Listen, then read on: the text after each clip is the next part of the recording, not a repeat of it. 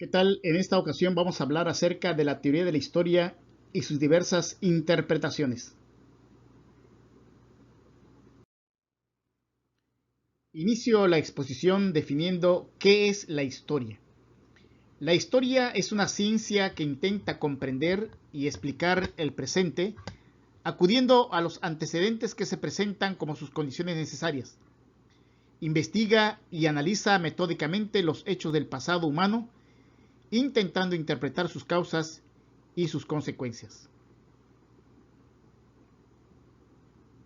¿Cuáles son las finalidades de la historia?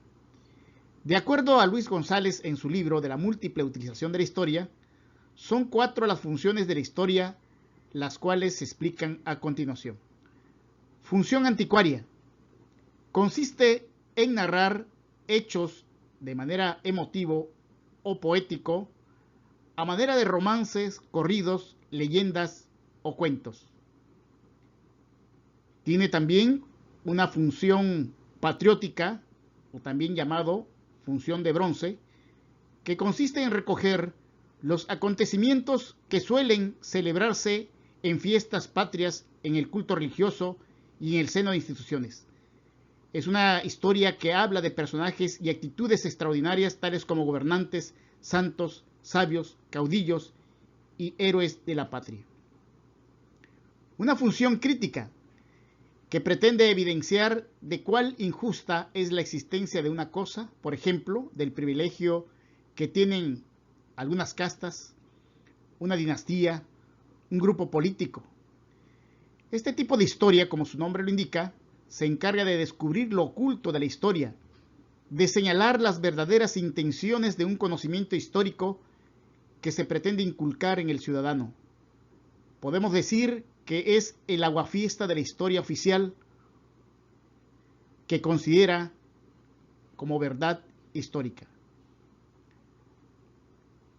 También se tiene una función científica, que consiste en investigar sobre las múltiples manifestaciones económicas, sociales, demográficas y de las mentalidades de una sociedad, extrae sus conclusiones de forma cuantitativa, ayuda a conocer nuestra situación actual y de esta forma a orientar su inmediata acción futura. Por otro lado, ¿qué estudia la historia de la educación y cómo lo hace? La historia de la educación estudia diacrónicamente la actividad de educar, considerando el contexto de las condiciones sociales, políticas, económicas, culturales, donde se realiza. A lo largo del tiempo, se han manejado distintas concepciones sobre educación que originaron la existencia de prácticas múltiples dependiendo de las finalidades que a ésta le asignó la sociedad del momento. Los aspectos que se estudia en cada etapa de la historia de la educación pretenden responder o investigar qué se enseñaba, para qué se enseñaba, cómo se enseñaba, con qué se enseñaba, quiénes enseñaban, a quiénes enseñaban, etc. Por otro lado, también tenemos el concepto de ¿qué es educación histórica? Es el proceso a través del cual se transmite a los ciudadanos la narrativa de cómo se fue construyendo la nación. En este caso, nuestra nación mexicana. Así como el análisis de los problemas económicos, políticos y sociales actuales que encuentran su explicación en el pasado. La educación histórica puede desarrollarse de 2 maneras: de forma memorística, cuando el estudiante solo aprende fechas y hechos importantes de la historia, o bien desarrollarse de manera crítica. A través de los estudiantes adquieren capacidades para comprender la historia como una manera de investigar desde la disciplina y por lo tanto a aprender a pensar históricamente. Es de esta manera, a través de la educación histórica, el sujeto va conformando su conocimiento histórico. Pero, ¿qué entendemos por conocimiento histórico?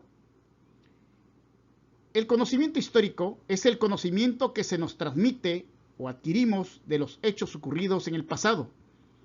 Este conocimiento histórico es construido por el historiador. Sin él, la historia serían hechos vagos, sin sentido. Es el historiador el que investiga, analiza, interpreta, divulga y nos acerca a ese pasado tan lejano al presente para que podamos entenderlo en su totalidad. El conocimiento histórico impartido desde una visión crítica nos lleva al desarrollo de un pensamiento histórico. ¿Pero qué debemos entender por pensamiento histórico? El pensamiento histórico es la capacidad para reflexionar, interpretar, construir, comprender, contextualizar hechos o personajes del pasado y del presente, a través del uso de categorías de análisis tales como temporalidad, causalidad, consecuencias, relevancias, empatía, personajes.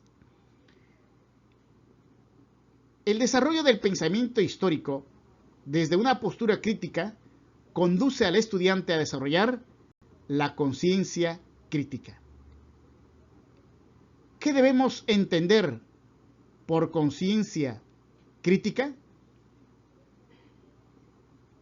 Implica en el estudiante comprender que todo presente tiene origen en el pasado, que las sociedades no son estáticas, que siempre habrá cambios, que en las transformaciones los procesos pasados constituyen las condiciones del presente y que cada uno es responsable de la construcción del futuro.